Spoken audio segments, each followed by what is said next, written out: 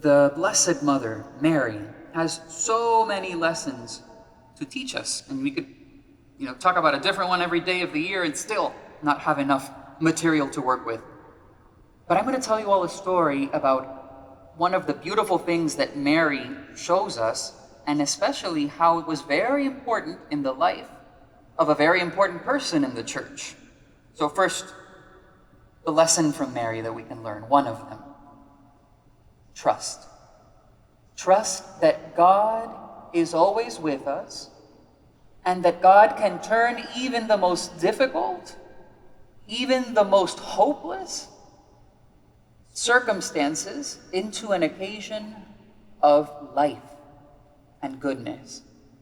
Mary had to live that in her life because if we know everything that Mary went through in her life, it wasn't easy, from having this baby at a very inconvenient time and at a very inconvenient moment, to having to run away with the baby because they were trying to kill him, to having to be with Jesus and lose him in the temple. So, parentheses, parents, anytime they try to shame you or mom shame you or whatever into, oh my gosh, you did this, just think, Mary and Joseph lost Jesus. It doesn't get much worse than that. So nothing you can do can compare by any means. So always know that you've got it under control.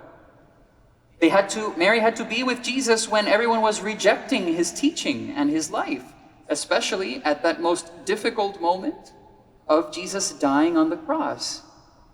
Why was she able to do that? Because she trusted. She knew what God's plan was for her son, for her, and for all of us.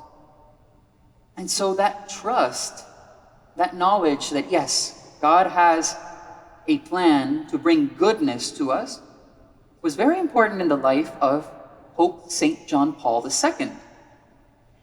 And as I'm thinking about this, there's no one in the school, a student, who was even alive when John Paul II was a pope. How's that for making us feel old, adults in the room? Whoa. But John Paul II, back in 1981, on May 13th, so just a couple of days ago was the anniversary of this happening, he was out, as he always was on many occasions, in the square, St. Peter's Square, in front of the Basilica, saying hi and, being with all the people who were there to see him. But this day was very different, because on this particular May 13th in 1981, there was a man in the crowd who tried to assassinate, to kill the Pope. And he actually fired 4 shots, all of which hit Pope John Paul II. So of course he was, taken off to the hospital right away, and the doctors and the nurses and everyone did their absolute best, and thanks be to God, he didn't die. But later, when they were studying where all of those bullets hit him, the doctors told him, Holiness, one of these bullets, if it had been a millimeter off of where it hit,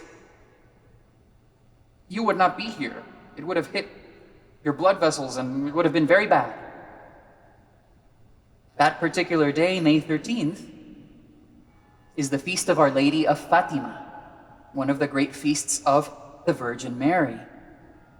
And Pope John Paul II said something very, very wonderful and very observant and powerful when he learned that. He said, one hand pulled the trigger, that of the man who tried to kill him, but another hand guided the bullet so that it wouldn't kill him. That hand, Pope John Paul II would always say, was the hand of our Blessed Mother, who preserved him from death. John Paul II always trusted and had a beautiful devotion to the Blessed Mother, and she saved his life that day. And in thanksgiving for that beautiful act of life-giving that our Blessed Mother did, he took one of the bullets that hit him, and he had it placed in the crown of Our Lady of Fatima, that is there at Fatima in Portugal, where our Blessed Mother is venerated under that title at her shrine there. And you can see it. I have seen it myself. If you go today, you can see the bullet in the crown of Mary. So, on a day like today, where we will also crown Mary, Thanks be to God. We're not going to be putting any bullets or anything in that crown. But I invite all of you to, as you watch that happen at the end of Mass, to add to that crown whatever difficulties you're going through, whatever pain you might have gone through in this time that which we've been forced to be apart, or whenever.